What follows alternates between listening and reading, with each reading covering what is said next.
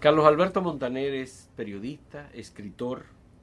Acaba de publicar una novela que se llama Tiempo de Canallas, sobre la Guerra Fría o acontecimientos que se producen entre España, Francia y unos personajes sumamente interesantes. Aparte de esto, habría que decir que también se trata de una novela desde el punto de vista de la literatura que tiene algo que ver con la erótica. Hombre, claro, por supuesto, porque hay un elemento, todo lo que tiene que ver con la vida tiene que ver con la pareja y que tiene que ver con las relaciones que siempre son complejas entre hombres y mujeres, y ya entre hombres y mujeres y qué sé yo, y todo lo que se desprende de las relaciones humanas. Y es un componente importante. Sí. En este caso, y ya verás cuando llegues al final de la novela, no sé si la has leído completa, pero hay un elemento de sadomasoquismo, pero sí, que tiene una función, y la función se entiende al final de la novela. Sí. ¿Por qué una novela sobre la Guerra Fría en un tiempo en el que aparentemente hay una distensión en el mundo? Porque ya tenemos la distancia suficiente para entender qué fue lo que pasó, que es el acontecimiento más importante de nuestras vidas, por lo menos de mi vida. Mi vida estuvo de alguna forma condicionada por ese episodio del enfrentamiento entre la Unión Soviética y los Estados Unidos, que en el caso del cubano pues llegó al extremo de poner al mundo al borde de la destrucción, cuando sí, la crisis de los misiles. Pero todo esto empieza mucho antes. Y hay un episodio que a mí me parece muy interesante del enfrentamiento por la conquista de las emociones y de las ideas y de las percepciones de las gentes. Porque si la Guerra Fría tuvo ciertos episodios que ya no fue tan fría, como por ejemplo Vietnam o como Corea, donde hubo episodios de guerra convencional, en general fue un enfrentamiento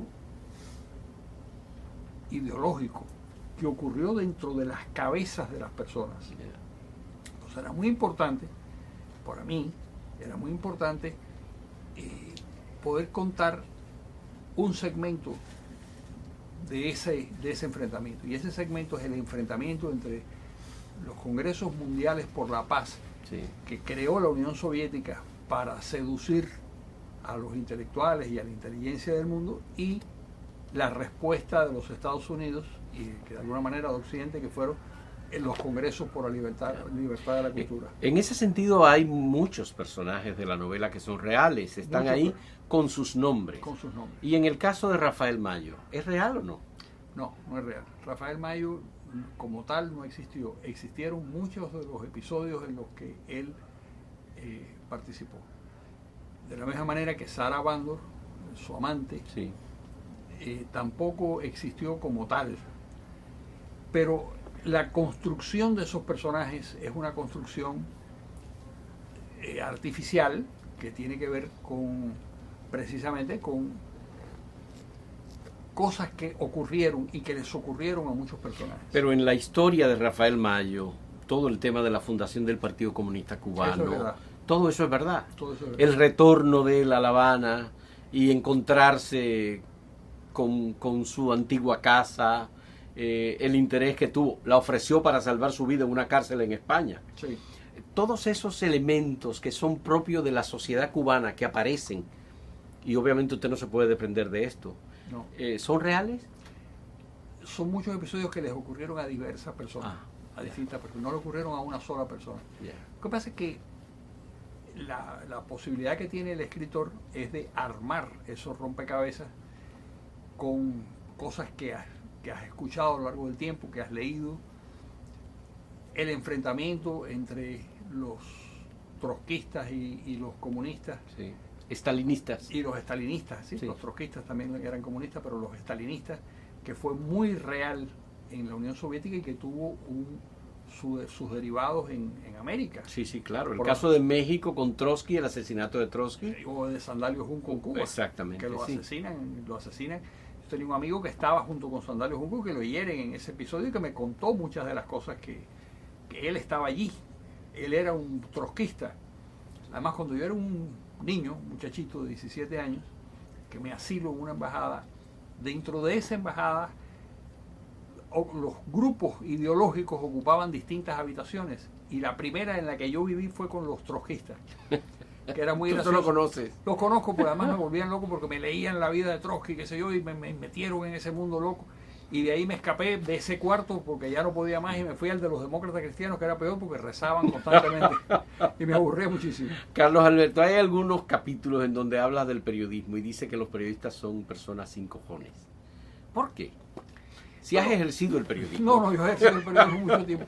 No digo exactamente eso, digo que son revolucionarios de baja intensidad. Sí. Es más o menos la expresión que se utiliza. Porque es así, son gente que quiere cambiar el mundo, pero quiere cambiar el mundo desde la redacción de un periódico, desde una estación de radio, y hay una diferencia de alguna manera. Lo que sí convendría recordar es que lo que no existen son los periodistas objetivos. Es decir, la idea de que hay una persona que lo que quiere es reflejar la realidad, eso no, yo no he conocido a nadie que estudie periodismo para reflejar la realidad. Estudian periodismo para defender causas. Esa es o transformar la realidad. Y transformar la realidad, esa es la cosa. Claro. Tengo una curiosidad. El único momento en el que se menciona, y obviamente discurre durante toda la novela, tiempo de canallas, se menciona en plural, dice tiempos de canalla. Es en la página final de la novela cuando concluye. ¿Por qué? No se refleja lo que dice el texto dentro en el título como está planteado. Bueno, porque el que lo dice, que es un policía gallego. Gallego, sí. Policía gallego. Y que se enfrenta a su adversario, sobre el que él tenía siempre grandes sospechas. Le dice eso, le dice... Cuando lo recupera finalmente en Andorra. Andorra. En Andorra. O sea que llegaste al final. Sí, claro. ¿Te sorprendió el final? Sí, claro, me sorprendió muchísimo. Ya comencé a sospecharlo casi al final por dónde iba la cosa. Claro. Desde la muerte del agente americano. Desde la muerte del agente americano. Sí. Pero me alegro que haya sido esa la secuencia, porque una de las características de estos libros, de este tipo de libros, es que tú no puedes dar una sorpresa total. Sí. Tienes que dar una sorpresa de la cual hayas dejado pistas antes. Sí, sí. Y ahí hay una serie de pistas para ir preparando al lector para lo que luego va a decir, esto era lo que motivaba. ¿Cuáles reacciones ha tenido de la novela hasta el momento? Bueno, por ejemplo, la más curiosa es la de un historiador que me llamó, un historiador cubano, que me llamó y me dijo, yo he revisado toda la historiografía cubana y no hay nadie que sea Rafael Mayo de hombre, por supuesto, me lo hubieras preguntado, era pura ficción, no tenía sentido. Otras personas que han visto el componente erótico, como yo había publicado una novela, que el componente erótico es menor, muy menor en este libro, por supuesto. Sí, sí. Yo había publicado una novela que se llama La mujer del coronel, que sí tiene un componente erótico, yo diría, mucho más intenso. Y entonces hay personas que se han sentido frustradas, porque iban buscando un tipo de ficción y un tipo de literatura que no las complacía. Sí. Me acuerdo la definición de la buena literatura erótica que dio un cineasta español muy bueno, que dirigía una colección de literatura erótica, y le preguntaron, pero díganos, ¿qué cosa es una buena literatura erótica? Y dijo, los libros que se leen con una sola mano. Que me pareció muy bueno. Bueno, alguien que fue a buscar para leer este libro con una sola mano se dio cuenta que no, podía usar las dos.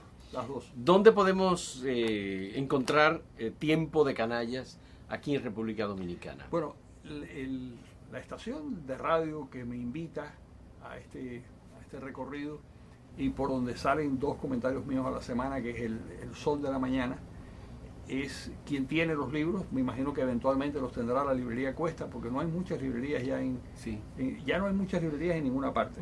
Es una cosa que está en periodo de extinción, desgraciadamente, pero se puede conseguir ahí, se puede conseguir directamente con el Sol de la Mañana. Sí. Y no sé si ellos si recogiéndolos allí mismo. Ya hablaremos con Antonio Espaillá entonces. Tienen que hablar con Antonio Espaillá, que es el responsable, mi cómplice número uno en este recorrido. Bueno, muchas gracias Carlos Alberto Montaner por hablarnos sobre esta novela Tiempo de Canallas. Se la recomendamos porque hemos leído un texto verdaderamente maravilloso. Además se lee en 2 o 3 sentadas. Muy bien, Muy bien, gracias a Carlos Alberto.